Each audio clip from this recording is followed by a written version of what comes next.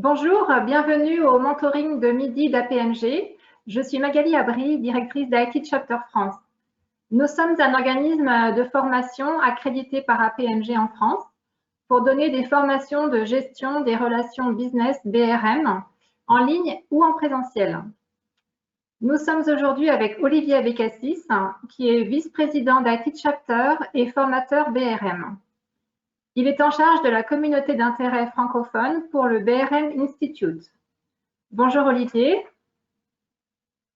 Bonjour, bonjour Magali, bonjour à tous. Bonjour, nous allons faire un survol de la pratique du Business Relationship Management, des défis et du rôle de BRM. Olivier, j'ai envie de vous poser cette question. Pourquoi le rôle du Business Relationship Management est-il si important de nos jours ?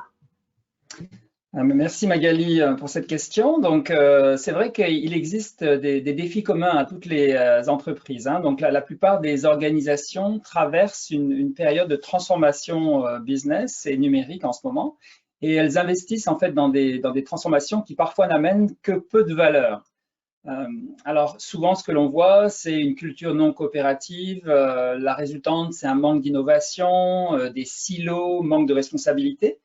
Alors, ce qui s'avère, c'est que les structures organisationnelles classiques ne fonctionnent plus à l'ère du numérique. Donc, les organisations vont manquer de quoi? Finalement, d'un cadre de gestion et d'indicateurs pour faire reconnaître la valeur. Le concept est important. Et ce qui se passe aussi, c'est que les partenaires internes, donc par exemple les départements informatiques, vont mal comprendre les besoins de leurs unités business. En fait, de nombreuses organisations introduisent un rôle que l'on appelle en fait le Business Relationship Management, donc qui est aussi une discipline pour répondre à ces défis. Merci Olivier. Quels sont les trois principaux aspects de la pratique du Business Relationship Management que vous jugez les plus importants ? Alors, le premier aspect, c'est celui en fait du soutien de la direction exécutive. Il est essentiel pour pouvoir optimiser la valeur dont on parlait précédemment.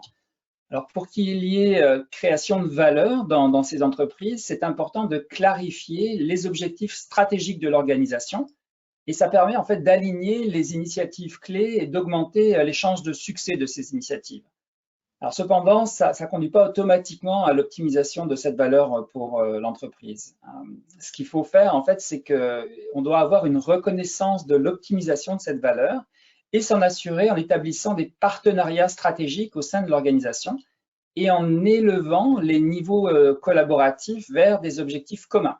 Alors les BRM, donc les Business Relationship Managers, dans leur rôle, vont travailler à des partenariats stratégiques et ils vont avoir besoin du soutien des dirigeants dans cette démarche. Alors, ce soutien, en fait, il ne se limite pas seulement à reconnaître les bonnes idées, à donner les budgets, mais en fait, il faut que ces dirigeants aident les BRM à surmonter les différents obstacles, que ce soit des obstacles politiques, de vision, de réalisation, et les exécutifs doivent prendre le temps de mettre en place le rôle du BRM et démontrer qu'ils soutiennent cette pratique BRM au sens large, au travers de l'organisation. Alors, en conséquence, les dirigeants vont pouvoir se concentrer sur la création de partenariats stratégiques et les BRM permettre de rencontrer des objectifs stratégiques et permettre à la valeur de se réaliser au sein de l'organisation. Alors ça, c'était pour le premier aspect. Le second, c'est que on s'attend à ce que le rôle du BRM soit stratégique.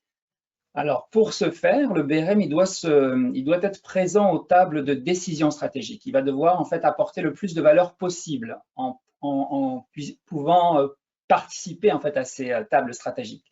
Alors, c'est fondamental pour créer de la valeur et pour assurer, en fait, le succès global de la pratique du Business Relationship Management. Le rôle du BRM, il est censé se positionner dans ce contexte stratégique d'affaires. Et c'est pourquoi les BRM doivent être impliqués dès le début du cycle décisionnel. Alors, quand les BRM se concentrent sur l'optimisation de la valeur, ils vont pouvoir mettre l'accent sur les initiatives qui permettent justement de mettre en œuvre cette stratégie d'entreprise.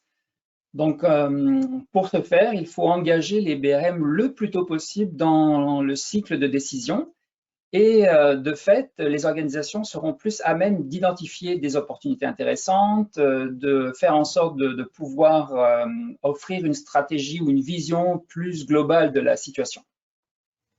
Alors pour le BRM, le fait de participer au processus décisionnel de haut niveau devrait lui permettre d'être en contact avec les exécutifs ou les chefs ou les vice-présidents de chacune des unités business.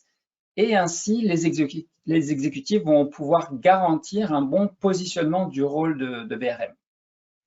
C'est sûr que pour être stratégique, les BRM vont devoir disposer de certaines compétences, qui sont des compétences intrinsèques à leur rôle, mais qu'ils auront pu aussi accumuler au fil de leur carrière. Alors, ces compétences, c'est quoi? En fait, c'est les connaissances, les aptitudes et les comportements dont les BRM ont besoin pour réussir. Alors, c'est sûr que ces compétences permettent aux BRM de s'identifier, de mettre en évidence ou de stimuler la demande pour des opportunités business à valeur ajoutée. Alors, qu'est-ce que ça prend en fait comme connaissance ou comme expertise? Évidemment, si on parle en fait de la relation business entre l'IT et les unités d'affaires, ça va prendre en fait une bonne connaissance et du domaine de la technologie de l'information et du domaine du business. Donc, être à la croisée des chemins finalement. Et puis, comme rôle ou comme métier, on s'attend à ce que les compétences du BRM soient de l'ordre du partenariat stratégique, donc comprendre comment former ce partenariat stratégique, avoir une certaine IQ, donc quotient intellectuel business, donc une bonne compréhension du domaine d'affaires. Gestion de portefeuille, c'est une des compétences aussi requises pour le BRM. Connaissance du domaine du fournisseur, c'est-à-dire une bonne compréhension du domaine de l'IT. Gestion de la transition d'affaires, qui est le terme utilisé par le BRM Institute pour désigner la conduite du changement organisationnel. Et enfin, et non des moindres, une communication efficace. Donc, des techniques de communication qui vont être utilisées au fil des relations que le BRM va développer. Merci Olivier pour ces réponses. Quelles sont les questions qui reviennent souvent lors de vos formations et de vos sessions de coaching? En fait, la plupart du temps, j'ai des questions qui concernent en fait essentiellement l'organisation du rôle de BRM. Alors, comment le rôle du BRM est structuré au niveau de l'organisation, la clarté de ce rôle, quel lien existe entre le BRM et les autres rôles de l'organisation. Aussi, on a souvent comme question de savoir comment on organise ce rôle du BRM. Où est-ce qu'il se trouve dans l'organisation? Est-ce qu'ils sont plus du côté du fournisseur IT ou plus du côté des lignes d'affaires, donc des business units? De qui relèvent les BRM? C'est aussi une question qu'on a fréquemment. Le rôle du BRM vis-à-vis des propriétaires de services, donc des service owners, des gestionnaires de portefeuille, des product owners aussi. Donc ça, c'est des questions qu'on voit souvent. Et puis le sujet principal que l'on a au niveau des sessions de coaching avec les exécutifs, c'est où positionner ou comment positionner le rôle des BRM dans l'organisation. Donc ça, c'est les principaux sujets d'intérêt ou de questions qu'on a dans les formations, dans les sessions de coaching. Et que répondez-vous habituellement à ces questions? En fait, je réponds que le positionnement du BRM dans l'organisation, il doit être le plus proche possible des exécutifs, donc des CXO, donc CIO, CDO pour Chief Digital Officer, COO, etc. Et puis, on va s'assurer en fait que par ce fait que le BRM a le niveau de visibilité approprié pour effectuer leur rôle stratégique. Alors cependant, ce qui est important à comprendre, c'est qu'on n'a pas de conseil à taille unique sur ce point. Ce n'est pas un one size fits all. On peut en fait, on peut vraiment donner un conseil qu'après avoir compris le contexte de l'organisation, sa taille, le secteur d'activité, s'il s'agit en fait d'un positionnement BRM au sein du département informatique ou pas, et aussi comprendre la culture de livraison de l'organisation. Est-ce que l'organisation est plus habituée à travailler en mode cascade ou en mode agile? Et puis, est-ce que l'organisation est plus orientée produit ou projet? Donc, tous ces éléments font que, en ayant une bonne compréhension, on est capable en fait de répondre à ces questions. D'accord. Y a-t-il d'autres questions typiques qui vous sont posées? En fait, on me demande souvent aussi comment on fait pour passer du niveau tactique au niveau stratégique. Et puis en fait, aussi pour savoir comment l'organisation va être capable de mesurer la valeur que le fournisseur, donc le département informatique en l'occurrence, va apporter, et surtout en termes de retour sur investissement. Donc ça tourne beaucoup autour du niveau tactique versus stratégique et de la valeur ou la concrétisation de la valeur. D'accord. Mettre l'accent sur la valeur est très important dans le rôle du BRM. Alors, quel est votre point de vue? Alors, en fait, ma réponse, ce serait que si on veut réaliser la valeur, on doit d'abord en fait définir qu'est-ce que c'est cette valeur, hein. Donc, c'est un terme qui est largement utilisé, parfois galvaudé. Donc, on a besoin de mettre une définition derrière la valeur. Et puis aussi, on va vouloir comprendre pourquoi est-ce qu'on a construit une équipe BRM ou pourquoi est-ce qu'on envisage de construire, de mettre en place une équipe BRM. Et puis aussi les drivers de l'entreprise, de l'organisation. Qu'est-ce qu'on va vouloir atteindre en introduisant ce rôle et cette discipline BRM? Donc, tous ces éléments-là, en fait, on a besoin de les comprendre avant de pouvoir en fait se prononcer sur l'accent du rôle BRM. Alors, c'est sûr que comme organisation, par exemple, on va vouloir définir ce rôle ou le mettre en place pour peut-être remédier à un coût d'exploitation qui est trop élevé. Peut-être aussi la satisfaction des business partners est en baisse, ou bien on a perdu de la clientèle externe au profit de la compétition. Nos produits sont obsolètes, on a une incapacité à innover, donc une des solutions, hein, pas la seule évidemment, mais une des solutions va être justement de mettre ce rôle BRM stratégique pour donner un nouveau souffle à l'organisation. Alors, ce qui est important ou essentiel, c'est de bien définir quelles sont la portée des activités que le BRM va entreprendre. Et évidemment, hein, pour en revenir à la valeur, comment est-ce qu'on va pertinemment la mesurer? Alors, je connais en fait une organisation dans le domaine du transport ferroviaire qui a introduit en fait le rôle des BRM pour résoudre un problème d'écart entre les demandes des business partners, hein, côté ligne d'affaires, business unit, et la valeur livrée. Alors ça, ce que ça faisait, c'est que ça causait en fait de l'insatisfaction auprès de la clientèle interne. Et puis, ce qu'a fait cette organisation, elle a mesuré le nombre de projets annulés qui, après l'introduction du rôle de BRM, a diminué de 40% en un an. Et de fait, le retour sur investissement, hein, d'avoir investi dans ce rôle de BRM, était alors entièrement qualifiable et quantifiable. Alors, c'est sûr que la valeur, attention, hein, on n'a pas toujours les moyens de l'exprimer en termes quantitatifs. On va aussi vouloir la mesurer en termes qualitatifs. Donc, par exemple, quel est le taux de satisfaction des parties prenantes, de business partners, avant et après l'introduction du BRM. Alors, ce qu'il faut évidemment, c'est mesurer avant, introduire le rôle, donner suffisamment de temps pour qu'il puisse s'installer dans l'organisation et ensuite mesurer la satisfaction après. Merci pour vos réponses. Quel est votre élément préféré dans le livre BRM, Body of Knowledge? Alors, le Body of Knowledge, c'est sûr que c'est la référence pour le rôle de BRM, c'était une publication qui est produite en fait par le BRM Institute. Donc, mes éléments préférés du BRM BOK, hein, Body of Knowledge, sont essentiellement le cadre de gestion de la valeur et le modèle de maturité de l'offre et de la demande. Hein. Donc, il y a beaucoup d'éléments hein, dans le BRM BOK, mais je dirais c'est ces deux pièces maîtresses que moi, personnellement, j'apprécie et qui sont aussi appréciées par nos participants aux formations et nos clients. Alors, c'est sûr que le cadre de gestion de la valeur, qu'est-ce qui permet? C'est d'avoir une bonne compréhension de la capacité de l'organisation à créer de la valeur pour le business. Alors, c'est sûr qu'intuitivement, hein, les professionnels de l'informatique, les BRM, ils savent hein, que la capacité de l'organisation à créer de la valeur, elle est soit sporadique, ou à tout le moins limité hein, par la réalité du quotidien des affaires, mais le fait d'appliquer un cadre de gestion de la valeur va les aider à formuler cette valeur dans l'organisation. Donc, c'est comme une cristallisation, une concrétisation de qu'est-ce que c'est la valeur pour leur organisation.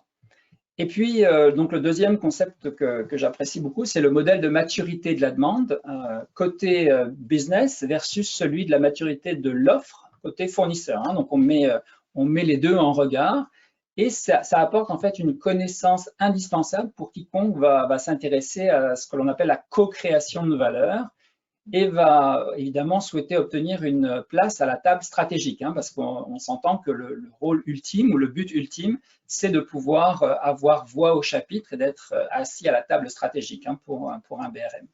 Alors, ce modèle, en fait, il explique comment on fait la distinction entre une maturité de la demande qui, par exemple, est faible ou élevée du côté business, et puis comment on va calibrer le rôle des BRM en fonction de cette maturité.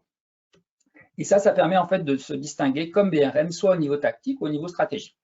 Et puis, ce modèle aussi, il nous apprend l'importance de rencontrer nos business partners au niveau de maturité où ils sont. C'est-à-dire que si notre business partner, il est au niveau tactique, c'est quelqu'un du terrain, il est impliqué au niveau des opérations, mais en fait, on va lui parler opérations, solutions, performance opérationnelle, etc. Alors que si notre business partner, il est plus au niveau stratégique, ben on va lui parler comme BRM, on va lui parler de budget, de vision, de stratégie. Très bien, merci Olivier. Quels sont les principaux éléments que les dirigeants doivent savoir sur le BRM? Alors, du point de vue dirigeant ou exécutif, en fait, il leur faut comprendre qu'est-ce que c'est le BRM, non seulement le rôle, mais la pratique de BRM, hein, donc du Business Relationship Management. Alors, les dirigeants vont devoir réaliser que lorsqu'ils soutiennent le BRM, il leur faut un leadership qui soit visible et aider les BRM à définir leur rôle et à se positionner de manière stratégique dans l'entreprise. Alors, tout à l'heure, on a évoqué le rôle du BRM en mentionnant qu'il devait être stratégique. Et pour cela, en fait, les dirigeants doivent comprendre que le rôle de BRM, il va nécessiter des compétences très spécifiques et qui vont, en fait, comme dirigeants, devoir aider leur BRM à investir et développer, en fait, ces compétences, hein, qu'on a mentionnées préalablement. Alors, c'est sûr qu'au fil des années, en travaillant avec les BRM, j'ai observé que la plupart des dirigeants en informatique ont une interprétation différente du rôle de BRM, hein, selon leur expérience, selon les organisations dans lesquelles ils ont été.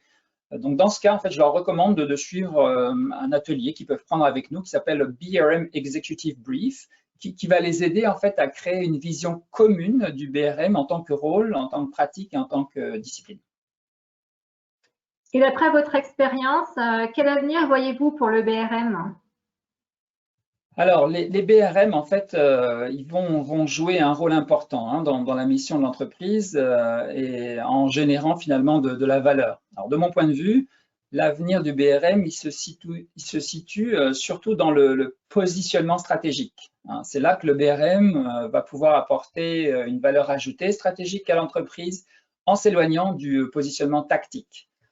Les organisations, hein, on le sait, elles sont en pleine transformation numérique et le BRM stratégique, hein, pas tactique, stratégique, va être un acteur clé de cette évolution. Quels conseils pourriez-vous apporter à une entreprise qui est au début de la mise en œuvre du Business Relationship Management dans son organisation? Alors, si l'organisation ou si l'entreprise est au tout début, c'est sûr qu'elle peut prendre en fait ce qu'on appelle un parcours de connaissances à 3 niveaux. Donc, commencer par l'aspect introduction, évidemment certifier ces BRM, et puis mettre en application la pratique du BRM. Donc ça, c'est sûr que cette offre de connaissances, hein, qu'on propose évidemment va dépendre du public visé. Alors, si on s'adresse à des dirigeants, donc des exécutifs, on va évidemment recommander de commencer par le BRM Executive Brief. Donc ça, ce BRM Executive Brief, il va cristalliser les principaux concepts du Business Relationship Management, vous permettre de le positionner de manière à ce que les dirigeants, alors soit du côté business ou du côté IT, puissent s'aligner sur la fonction BRM et la développer en fait dans leur organisation. Et ça peut être qu'elle soit déjà existante, hein, pour en fait la repositionner ou simplement émergente. C'est sûr que le leadership BRM, c'est une de nos spécialités, hein, chez IT Chapter. Donc, diverses organisations de différents secteurs en ont profité de cette expertise et de nos conseils, ce qui leur a permis de les aider à surmonter leurs défis qui étaient liés à l'implémentation de la fonction BRM ou l'optimisation de la fonction BRM. Alors, c'est sûr que les retours que nous avons reçus, en fait, c'est notamment des exécutifs ou des dirigeants, c'est que le BRM Executive Brief, c'est le meilleur investissement qu'ils ont en termes de temps par rapport à la valeur qu'ils obtiennent. Alors maintenant, si on s'adresse à un public plus large, ben on recommande d'assister en fait à l'atelier BRM Fundamentals qui a lieu en fait sur une journée. Et évidemment, pour les personnes en fait qui exercent le rôle BRM sur le terrain, donc là, on a des formations de certification du type BRMP pour les fondements de la BRM et aussi CBRM pour comment implémenter la BRM. Donc BRMP, ça veut dire en fait Business Relationship Management Professional, c'est une certification, et CBRM, Certified Business Relationship Manager, qui est aussi une certification de deuxième niveau. Alors enfin, pour l'application pratique des connaissances, on recommande en fait des ateliers de partenariat stratégique et de gestion de la valeur qui suivent en fait des méthodologies qui sont proposées et qui ont fait leurs preuves dans de nombreuses organisations, donc des méthodologies basées sur des publications du BRM Institute. Très bien, merci beaucoup Olivier. En tant que BRM, qu'est-ce que vous nous conseilleriez de ne surtout pas faire? Alors, surtout pas faire. Oui. Donc, il y a en fait des modes d'échec. En fait, il y en a 4 qui prévalent dans la profession et qu'il faut surtout éviter. Alors, le premier mode d'échec, c'est ce qu'on appelle le BRM en tant que point de contact unique. Alors, dans ce cas, c'est lorsque le BRM devient rapidement submergé, il ou elle, il est entraîné dans des problèmes tactiques, incapable d'ajouter une réelle valeur ajoutée. Donc ça, c'est le premier mode d'échec. Attention à celui-là, le fameux point de contact unique. Le deuxième mode d'échec, c'est le BRM en tant que gap filler, donc en anglais, où le BRM va ramasser toutes les demandes que les autres ne veulent pas traiter. Donc c'est le concept du gap filler. Donc attention de pas sombrer en fait dans ce deuxième mode d'échec. Le troisième, c'est quand le BRM il est stratégique alors qu'en fait on s'attend à avoir un BRM tactique. Donc dans ce cas-là, c'est typiquement une situation où les BRM vont être entraînés dans une lutte contre les incendies. Alors on les implique constamment au niveau des incidents majeurs. Et dans ce cas-là, en fait, c'est le tactique qui l'emporte et on a du mal à se repositionner dans un rôle stratégique. Donc, il faut savoir exactement où on se situe pour pouvoir justement apporter le bon niveau en fait d'intervention. Donc, ça, c'est le troisième mode d'échec.